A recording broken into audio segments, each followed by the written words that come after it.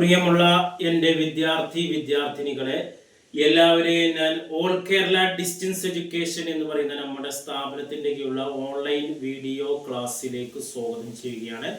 ഇന്ന് ഞാൻ നിങ്ങൾക്ക് മുമ്പിൽ പ്രസന്റ് ചെയ്യുന്നത് ENS +2 പൊളിറ്റിക്കൽ സയൻസിന്റെ ന്യൂ സിലബസ് അനുസരിച്ചുള്ള ക്ലാസ് ആണ്. 18ാമത്തെ ചാപ്റ്റർ ആണ്. ഇലക്ട്രൽ സിസ്റ്റം ഇൻ ഇന്ത്യയാണ്. ഇന്ത്യയിലെ തെരഞ്ഞെടുപ്പ് രീതികളെ കുറിച്ചിട്ടാണ് അവതരിപ്പിക്കുന്നത്. എൻ്റെ ക്ലാസ്സുകൾക്കൊന്ന് എല്ലാവരും ലൈക്ക് ചെയ്യുക, ഷെയർ ചെയ്യുക, കമന്റ് ചെയ്യുക, സബ്സ്ക്രൈബ് ചെയ്യുക.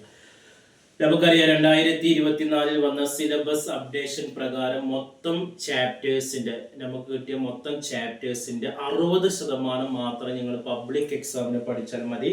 ബാക്കി വരുന്ന 40% അസൈൻമെന്റ് ചാപ്റ്റർ ആണ്. അത് എക്സാമിന് പഠിക്കേണ്ട ആവശ്യമില്ല. ആ 60% വരുന്ന ഭാഗങ്ങളാണ് നമ്മൾ ക്ലാസ് എടുത്തുകൊണ്ടിരിക്കുന്നത്.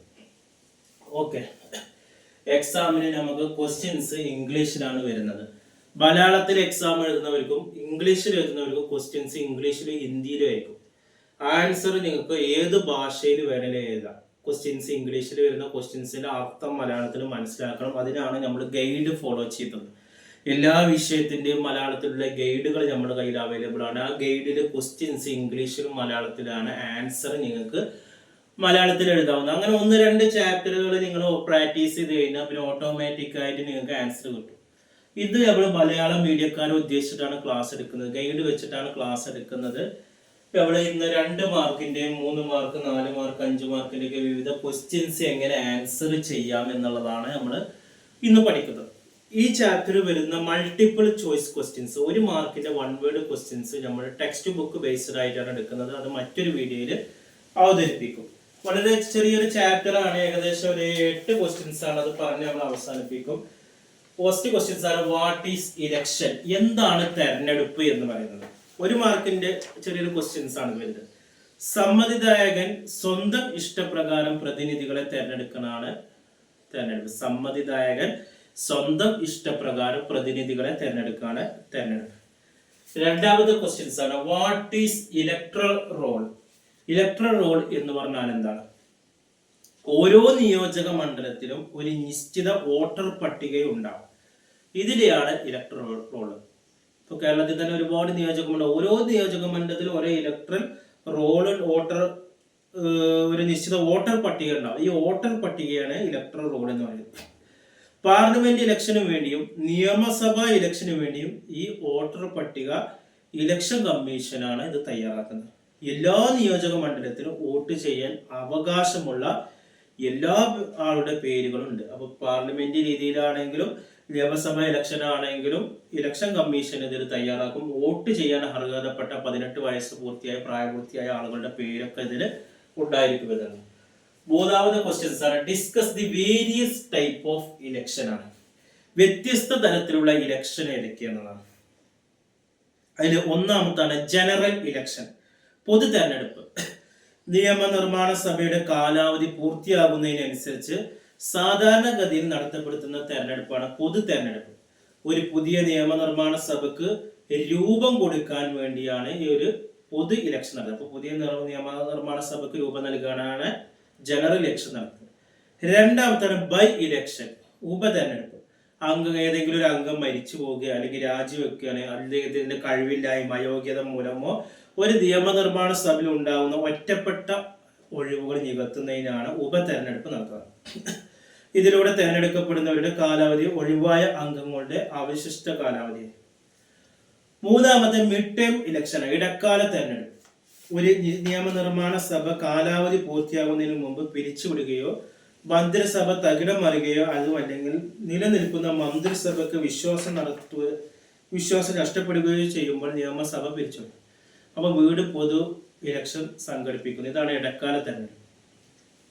ഇനി 4ാമത്തെ ചോദ്യമാണ് explain briefly electoral process followed during Lok Sabha ഒരു അസംബ്ലി ഇലക്ഷൻ. ഇന്ത്യയിലെ ലോകസഭ അതേപോലെ തന്നെ അസംബ്ലി തിരഞ്ഞെടുപ്പ് പ്രക്രിയ വിശദീകരിക്കാനാണ്. സാധാരണഗതിയിൽ ഇന്ത്യയിൽ ലോകസഭയിലേക്കും പരക്കെ അംഗീകൃതമായ മറ്റ് ഏജൻസികളിലേക്കും 5 വർഷം കൂടുമ്പോഴാണ് തെരഞ്ഞെടുപ്പ് നടത്തുന്നത്. ഓരോ തെരഞ്ഞെടുപ്പിനും ഒരു നീണ്ട തെരഞ്ഞെടുപ്പ് നടപടിയുണ്ട്. 1ാമത്തെ ക്രമം എന്നാണ് വോട്ടർ പട്ടിക തയ്യാറാക്കാം. തെരഞ്ഞെടുപ്പ് നടപടിയുടെ ആദ്യ പടി എന്ന് പറയുന്നത് വോട്ടർ പട്ടികയാണ്. അതായത് നിയോജക മണ്ഡലത്തിൽ ഒരു നിശ്ചിത കാലാവധിയിൽ താമസക്കാരുടെ പ്രായപൂർത്തിയായവരെ 18 വയസ്സ് ആയി വോട്ട് ചെയ്യാൻ അർഹതയുള്ള ആളുകളാണ് ഇലക്ഷൻ കമ്മീഷൻ എന്ത് ചെയ്യുന്നത് വോട്ടർ പട്ടികയിൽ ഉൾപ്പെടുന്നത്. നിയമനിർമ്മാണ സഭയ്ക്കും പാർലമെന്റിലേക്ക് വരും. രണ്ടാമത് നിയോജക മണ്ഡലങ്ങളുടെ അതിർത്തി ബൗണ്ടറി നിശ്ചയിക്കാനാണ്. സാധാരണ എല്ലാ സെൻസസിലും 10 വർഷം കൂടുമ്പോൾ സെൻസസ് നടത്തുന്നുണ്ട്. നിയോജക മണ്ഡലങ്ങളുടെ അതിർത്തി നിശ്ചയിക്കാനാണ്. ഇതിന് കാരണം ജനസംഖ്യയുള്ള മാറ്റമാണ്. അപ്പൊ ചിലപ്പോൾ അടുത്ത 10 വർഷം ആകുമ്പോൾ ചിലപ്പോൾ നിയോജക മണ്ഡലം അങ്ങോട്ടും ഇങ്ങോട്ടൊക്കെ വ്യതിയാനം ഉണ്ടാവും. ജനസംഖ്യ തോതനുസരിച്ചിട്ടാണ് മാറ്റം. മൂന്നാമത് തെരഞ്ഞെടുപ്പ് ഉദ്യോഗസ്ഥരുടെ നിയമനം. മുഖ്യ തെരഞ്ഞെടുപ്പ് ഉദ്യോഗസ്ഥർ, റിട്ടേണിംഗ് ഉദ്യോഗസ്ഥർ, പ്രീസൈഡിംഗ് ഉദ്യോഗസ്ഥർ, പോളിംഗ് ഉദ്യോഗസ്ഥർ, പോളിംഗ് അസിസ്റ്റന്റുമാർ എന്നിവ തെരഞ്ഞെടുപ്പ് കമ്മീഷൻ നിയമിക്കുന്നു. നാലാമത് പോളിംഗ് സ്റ്റേഷനുകളുടെയും ബൂത്തുകളുടെയും സ്ഥാപനമാണ്. അഞ്ചാമത് വിജ്ഞാപനവും നാമനിർദ്ദേശവും. 6 പ്രകടന പത്രികയാണ്. തെരഞ്ഞെടുപ്പ് വിജ്ഞാപനം പുറപ്പെടുവിച്ചു കഴിഞ്ഞാൽ രാഷ്ട്രീയ പാർട്ടികൾ അവരവരുടെ പ്രകടന പത്രികകൾ പുറത്തിറക്കുന്നുണ്ട്. 7ാമത് തെരഞ്ഞെടുപ്പ് പ്രചരണമാണ്. വോട്ടിങ്ങിന് നിശ്ചിത ദിവസം മുമ്പ് തന്നെ പ്രചാരണം നടത്തുന്നു. 8ാമത് വോട്ടിംഗ് ആണ്. തെരഞ്ഞെടുപ്പിന് നിശ്ചയിച്ച ദിനത്തിൽ വോട്ടർമാർ പോളിംഗ് ബൂത്തുകളിൽ എത്തി സ്വതന്ത്രമായി വോട്ട് ചെയ്തു. 9ാമത് വോട്ടെണ്ണലാണ്. മുൻകൂട്ടി തയ്യാറാക്കിയ സ്ഥലത്ത് വെച്ച് സ്ഥാനാർത്ഥികളുടെയോ പ്രതിനിധികളുടെയോ സാന്നിധ്യത്തിൽ വോട്ടുകൾ എണ്ണി തിട്ടപ്പെടുത്തുന്നു. 10ാമത് സത്യപ്രതിജ്ഞയാണ്. തിരഞ്ഞെടുക്കപ്പെട്ട പ്രതിനിധികൾ സഭയിൽ വെച്ചിട്ട് എന്ത് ചെയ്യുന്നുണ്ട്? അംഗങ്ങളാകുന്നതിന് മുമ്പ് പ്രതിജ്ഞ എടുക്കേണ്ടത്. 11ാമത് തെരഞ്ഞെടുപ്പ് ചെലവ് കണക്കുകളാണ്. തെരഞ്ഞെടുപ്പിന്റെ വരവ് ചെലവ് കണക്കുകൾ യഥാസമയം ബന്ധപ്പെട്ട അധികാരികളെ അറിയിക്കണം. 12ാമത് തെരഞ്ഞെടുപ്പ് പരാതികളാണ്. ഏതെങ്കിലും ഒരു സ്ഥാനാർത്ഥിക്കോ വോട്ടർക്കോ തെരഞ്ഞെടുപ്പിലെ ക്രമക്കേടുകൾക്ക് പരാതി അതാത് പ്രദേശത്തെ ഹൈക്കോടതിയിൽ ഫയൽ ചെയ്യാവുന്നതാണ്. 5ാമത്തെ ചോദ്യമാണ് write a brief the short coming electoral system in India. ഇന്ത്യയിലെ തെരഞ്ഞെടുപ്പ് സംവിധാനത്തിന്റെ ദൗർലഭ്യം എന്താണ്? ഒന്നാമത് പറയുന്നത് മണി പവറാണ്. പണത്തിന്റെ സ്വാധീനമാണ്. തെരഞ്ഞെടുപ്പിൽ കണക്കപ്പെടാത്ത പണം ഉപയോഗിക്കുന്നു. അഴിമതി വർദ്ധിക്കുന്നു. 1956 കമ്പനി നിയമം അനുസരിച്ച് കമ്പനികൾക്ക് അവരുടെ ലാഭത്തിൽ നിന്ന് എത്ര രൂപ വേണമെങ്കിലും സ്ഥാനാർത്ഥികൾക്കോ രാഷ്ട്രീയ കക്ഷികൾക്കോ സംഭാവന ചെയ്യുന്നതിന് സ്വന്തമാണ്. ഇപ്രകാരമുള്ള സമ്പന്ന രക്ഷാധികാരിയുടെ സാന്നിധ്യം തെരഞ്ഞെടുക്കപ്പെട്ട പ്രതിനിധികൾ ചെയ്യുന്ന സ്വാധീന നിയുക്തമായിരിക്കില്ല.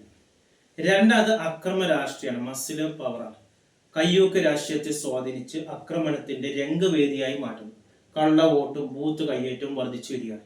ബൂത്തുകൾ പിടിച്ചെടുക്കുക, ഏജന്റുമാർ ആക്രമിക്കപ്പെടുക, ദുർബല വിഭാഗത്തിൽപ്പെട്ടവർ വോട്ട് ചെയ്യാതിരിക്കാൻ അവർക്ക് നേരെ ബോംബെറിയുക എന്നീ ആക്രമണ പ്രവർത്തനം തെരഞ്ഞെടുപ്പ് ദിവസം അരങ്ങേറുക. ഈ മാർഗങ്ങളിലൂടെ കുറ്റവാളികളും കുറ്റവാസനയുള്ളവരും മറ്റും തെരഞ്ഞെടുക്കപ്പെടും. കള്ള വോട്ടും ആൾമാറാട്ടവും സർവ്വസാധാരണയായി തീരുക. മൂന്നാമത് ജാതി മതശക്തിയുടെ സ്വാധീനമാണ്. ജനപ്രതിനിധി നിയമം അനുസരിച്ച് ഒരു സ്ഥാനാർത്ഥിക്ക് മതം, ജാതി, സമുദായം, ഭാഷ എന്നിവയുടെ പേരിൽ വോട്ടർമാരെ സ്വാധീനിക്കാനുള്ള അധികാരമില്ല. എന്നാൽ ജനങ്ങൾക്ക് ഇവയോടുള്ള വൈകാരിക ബന്ധത്തെ ചൂഷണം ചെയ്തുകൊണ്ട് പല സ്ഥാനാർത്ഥികളും പ്രചരണം നടത്തുന്നത് ഈയിടെ ഉണ്ടായ സുപ്രീം കോടതി വിധി മതത്തിന്റെ പേരിൽ വോട്ട് ചോദിച്ചു എന്ന കുറ്റം ചുമത്തി പഞ്ചാബിലെ ഒരു തെരഞ്ഞെടുപ്പ് വിജയം റദ്ദാക്കി. 4 സർക്കാർ പദവിയും സംവിധാനങ്ങളെ ദുരുപയോഗപ്പെടുത്തണം.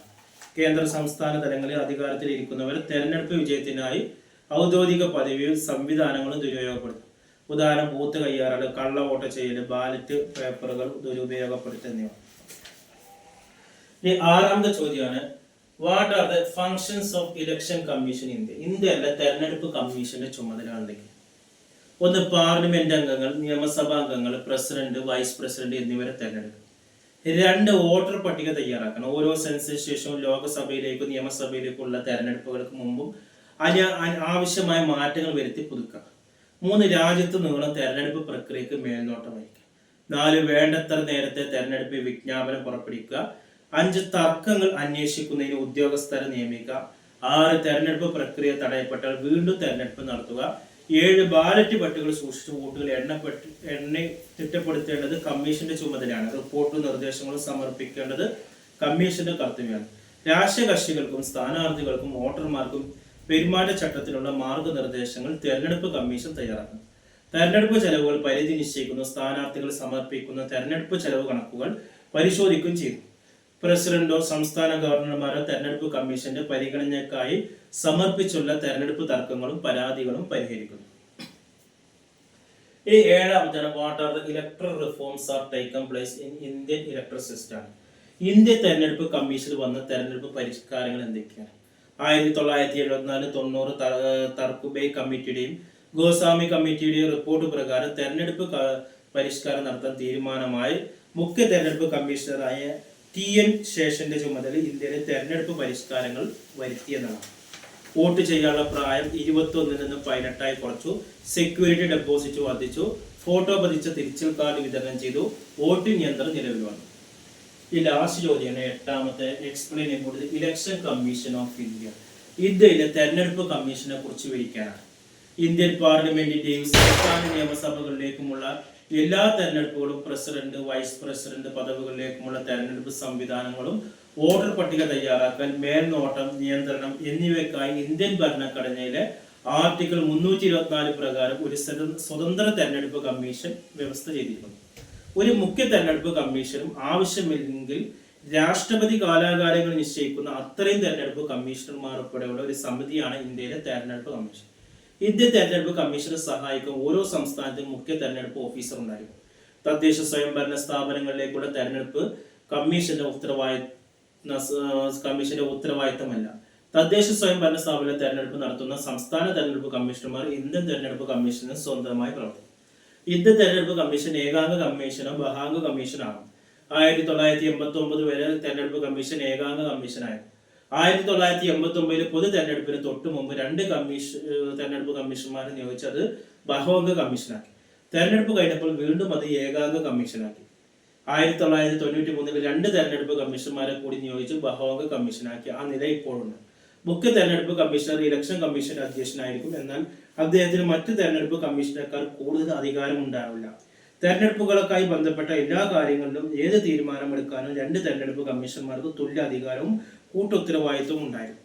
മന്ത്രിസഭയുടെ ഉപദേശപ്രകാരം രാഷ്ട്രപതിയാണ് തെരഞ്ഞെടുപ്പ് കമ്മീഷണർമാരെ നിയമിക്കുന്നത്. അതുകൊണ്ട് തന്നെ ഭരണകക്ഷിക്ക് അവരുടെ അനുകൂലമായ നിലപാടുകൾ എടുക്കുന്ന വ്യക്തിയെ കമ്മീഷന് ഉൾപ്പെടുത്താൻ കഴിയും. ഇങ്ങനെ ഒരു ആശങ്ക ഉള്ളത് കൊണ്ട് തെരഞ്ഞെടുപ്പ് കമ്മീഷണർമാരെ മാറ്റണമെന്ന അഭിപ്രായമുണ്ട്. മുഖ്യ തെരഞ്ഞെടുപ്പ് കമ്മീഷണറുടെയും മറ്റ് കമ്മീഷണറുടെ കാലാവധി ഭരണഘടന ഉറപ്പു നൽകുന്നത് 6 വർഷം അല്ലെങ്കിൽ 65 വയസ്സ്. ഇതിലേതാണ് മുമ്പ് അത് തന്നെയാണ് തെരഞ്ഞെടുപ്പ് കമ്മീഷണർമാരുടെ കാലാവധി. രാഷ്ട്രപതി എത്തുന്നതിന് മുമ്പ് മുഖ്യ തെരഞ്ഞെടുപ്പ് കമ്മീഷണറെ രാഷ്ട്രപതിക്ക് പുറത്താക്കാം. എന്നാൽ ഇരു സഭകളിലെയും പ്രത്യേക ഭൂരിപക്ഷം ആവശ്യമാണ്. തെരഞ്ഞെടുപ്പുകളിൽ ഭരണകക്ഷി തങ്ങളുടെ താല്പര്യങ്ങൾ സംരക്ഷിക്കാൻ മടിക്കുന്ന തെരഞ്ഞെടുപ്പ് കമ്മീഷണർമാരെ പുറത്താക്കാതിരിക്കാനാണ് ഈ വ്യവസ്ഥ. തെരഞ്ഞെടുപ്പ് കമ്മീഷണർമാരുടെ രാഷ്ട്രപതിക്ക് പുറത്താക്കാമെന്നാണ് പറയുന്നത്. ഇത്രയാണ് ഇതിൽ വരുന്നത്.